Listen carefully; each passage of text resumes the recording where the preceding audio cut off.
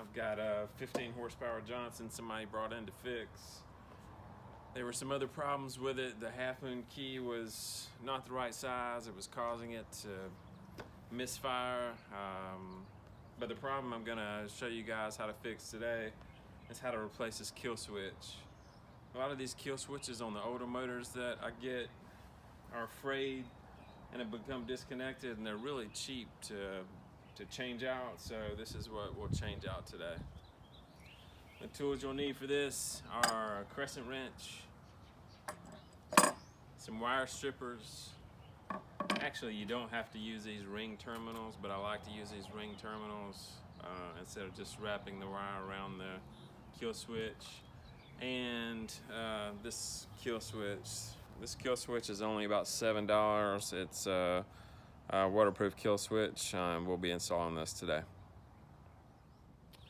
All right, the first thing we're gonna do is cut these kill switch wires. The kill switch wires actually run here from the kill switch. There's two wires, and they actually run along to the back side of the motor and connect to the coils to ground out the coils. I've actually already clipped these, so the kill switch wires are clipped. And what we're gonna do right now is just take this kill switch off. Take the kill switch off is really easy. Just take your crescent wrench and get it started, and then it should come off fairly easily.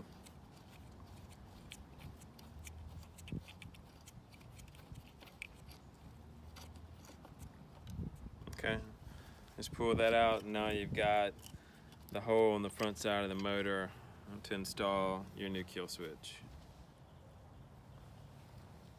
Alright, the next thing you want to do is use your wire strippers and take the two wires that connect into the kill switch. I believe these are 12 gauge.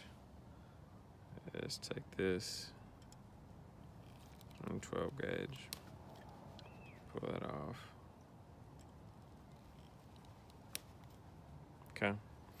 Once you get that off, you want to install, well, I do this. You don't have to install these ring terminals. You could just wrap it around the kill switch if you wanted to, but this just makes it easier. I just twist these lines.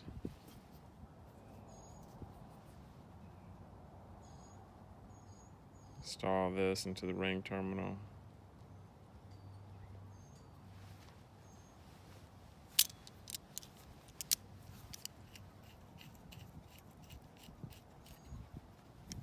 Actually, I'll just tighten this down on the wire.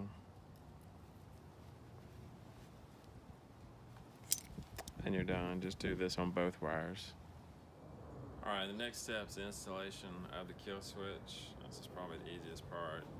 It's going to come already screwed in, so just take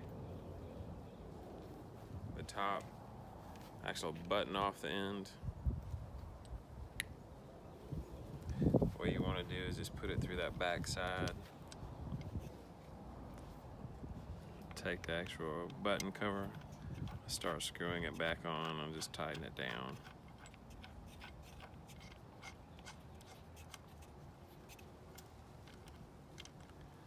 Okay, once it gets good and snug, you're done. It's actually on there.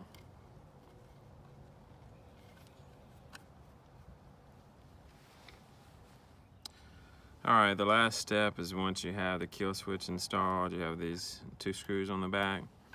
I've already installed one of the terminals, but you'll just take this screw off. It really doesn't matter which terminal you put on which side. And you actually just loop it through. Screw that back in.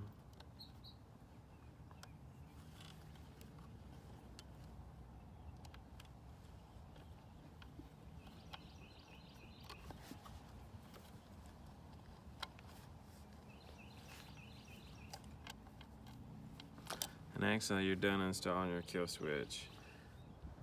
Alright, the kill switch is installed. This shouldn't take any more than 15 minutes for you to install a new kill switch. I'd say on a skill level of 1 to 10, it's probably a 1 to get this installed. We do need to test it, make sure it works, but good luck. We need to test the kill switch.